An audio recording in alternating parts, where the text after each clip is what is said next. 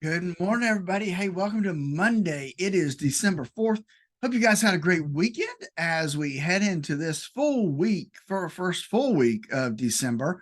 We'll look and see how the markets performed last week and what we can look at for this week. Hey, Dave joins us here in just a few seconds. Before he does that, though, let's not forget that there are a lot of things that you and we just cannot control. However, you can take control of your portfolios by controlling the amount of risk you have in there.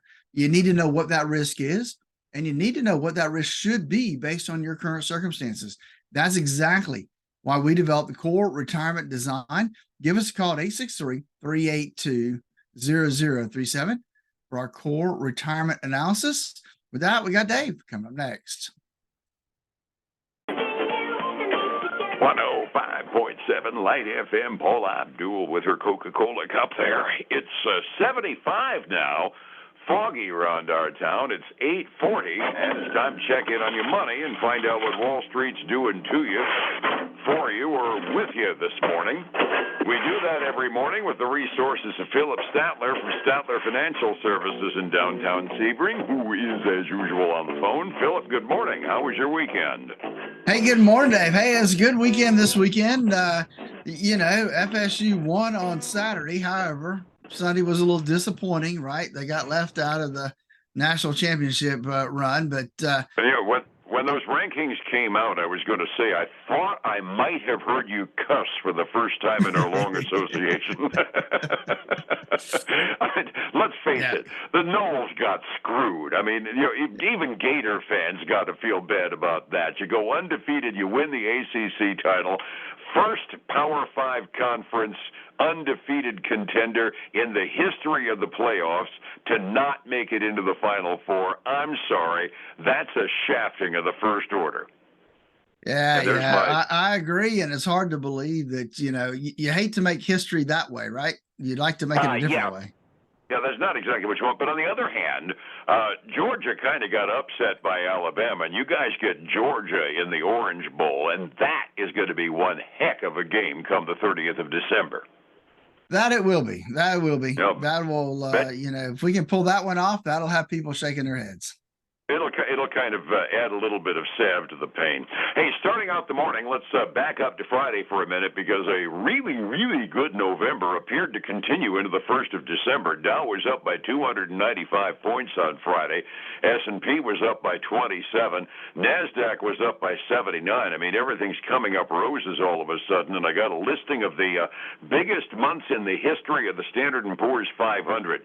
November of 23 was the seventh biggest gaining month in the history of the Standard & Poor's 500, up 8.92%. And I look at the 6 months that were ahead of it.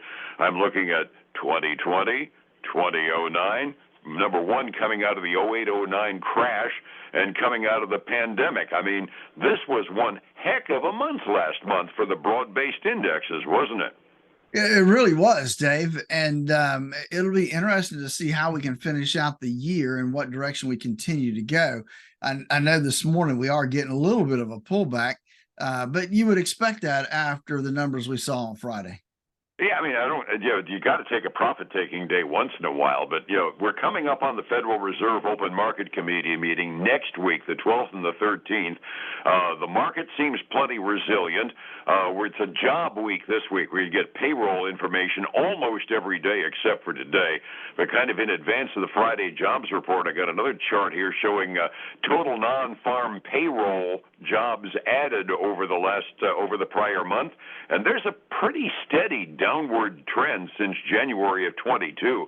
The Fed's doing what it planned on doing, cooling off the employment market. Now we get to find out tomorrow whether or not the openings are still 10 times as many as the people looking for jobs, with the JOLTS report tomorrow. Yeah, and that will be important. That's at about 10 o'clock tomorrow. So how many openings do we have? Because Dave, that kind of lies into this, right? We've got Spotify actually going to reduce their workforce by 17%. That's a cut. That's about 1,500 jobs, they say. I mean, that's a big number.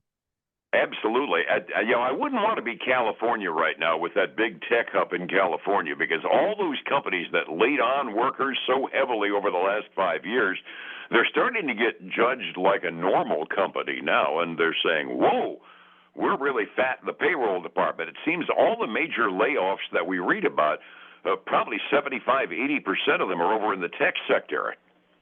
Well, it is because one of the articles I read said, over the last 5 years, tech has really overhired. And now they're figuring that out when they start looking at their bottom line and what people are doing. And so that's why they're starting to cut people down now, because, hey, revenue's starting to fall off a little bit. Profits are getting squeezed. So they're trying to figure out ways to enhance those things. And let's face it, labor force is a big part of the expense category. And Spotify, really, the stockholders are liking this because it's up almost 6.5% this morning. Yeah, and eventually every company that goes public in the process, whether they're a high-tech glamour company or otherwise, sometime the investors start saying, whoa, wait a minute. We aren't going to buy 55 and 60 to 1 price earnings ratios forever. Start behaving like a real company. And, well, the way you do that is to run a little bit leaner. Yep, that's right. So that's what you have to do. Yep, you go public, you're going to end up standing up to standard measurements, and 55 and 60 to 1 price earnings ratios don't work on the S&P and the Dow, even though you might get away with them for 5 or 10 years on NASDAQ. Well, one other stat as far as the overall index is, the Santa Claus rally, thinking it might be behind us in November. Got to keep in mind, December is traditionally the second best month of the S&P, dating all the way back to 1945. So are you optimistic for the rest of December, or are you pessimistic?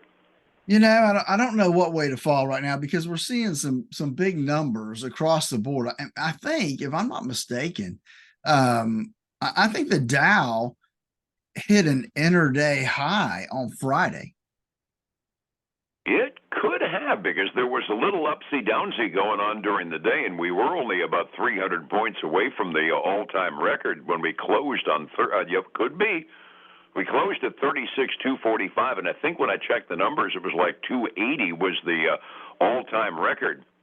That could be kind of cool if we close that high. Well, maybe it didn't quite get there. It says the day's range was up to 36,257. So maybe we didn't quite get there.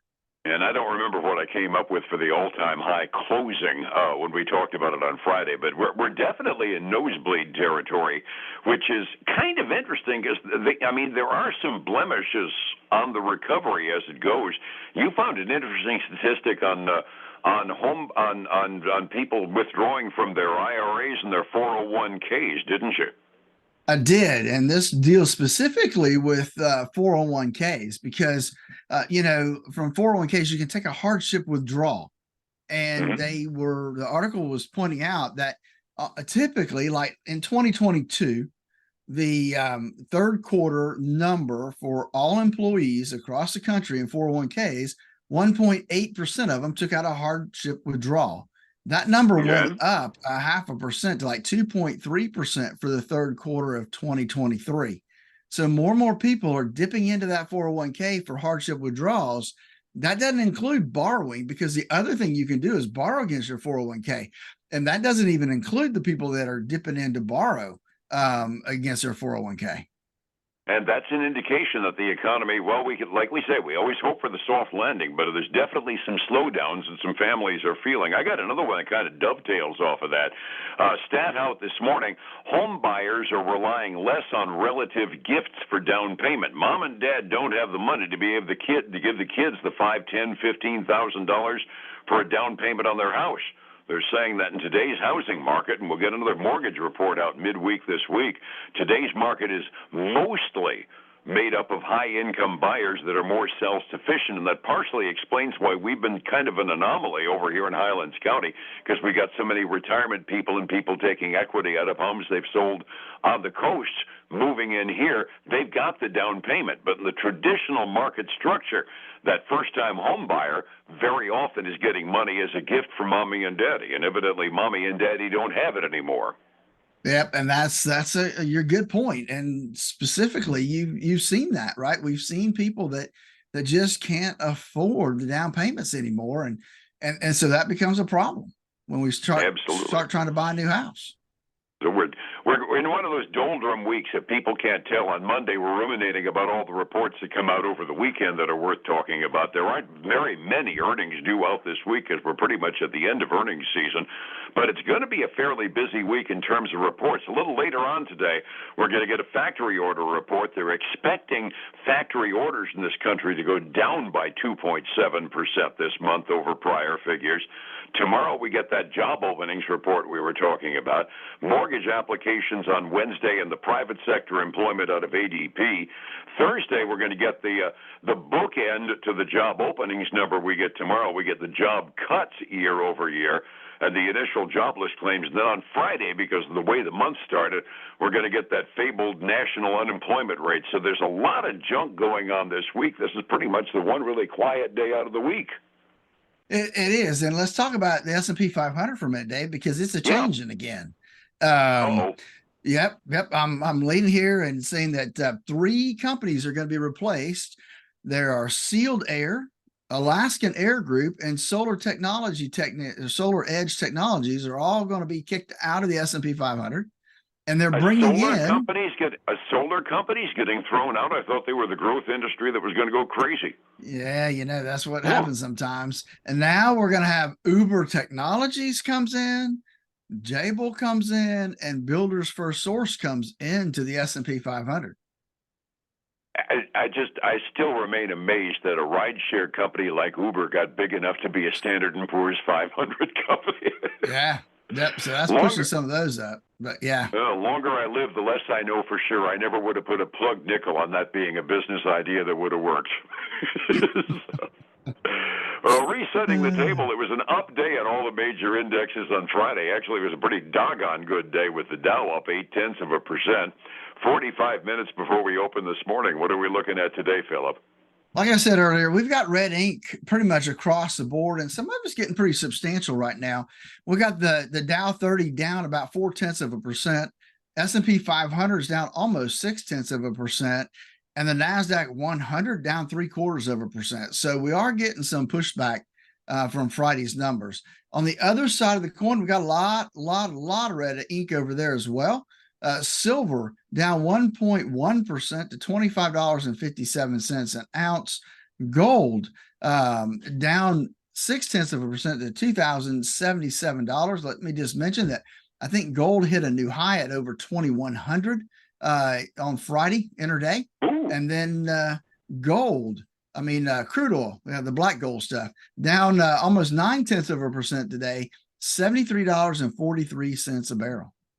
That's good for the gas pumps anyway. You can probably guess that the thing with the crude oil comes out of pessimism for the China's economy, because as I look at the foreign markets, the Asian Rim, most of them were up except for the mainland Chinese, the Hong Kong, and the Shenzhen composite as well on the mainland China. They're off considerably. The rest of the Asian Rim mostly up. Over in Europe, I got kind of a namby-pamby day going on. We got a lot of fractional decreases, probably because our futures markets tend toward being what the European markets follow until we open up in the morning. Halfway through their day, the overall composite in the European community is down by about 0.25% halfway through their day. Getting a retirement plan that works, get growth where I can, and protect myself from losses. That sounds like a good rule of thumb. How do I find you to get that rule implemented? Exactly, Dave. That's why we created the Core Retirement Design to help folks design the retirement they always dreamed of. Give us a call. 863-382-0037 to schedule your core retirement analysis. And then join us this weekend for the Statler Financial Radio Show, 6 a.m. and noon on Saturday, 10 a.m. Sunday morning on Highlands News Talk 730 and 95.3 FM. And back again tomorrow with more information about what's likely to happen to your money tomorrow. Phillip, thank you. I thank you so much, and you have a good day, all right? All right. Talk to you tomorrow. Be well. It's 105.7 Light FM and Statler Financial Services, Phillip Statler. You can't. Hey, folks, again, I want to thank you for joining us today. Join us again tomorrow, same time, same place. Until then, have a great day. Bye now.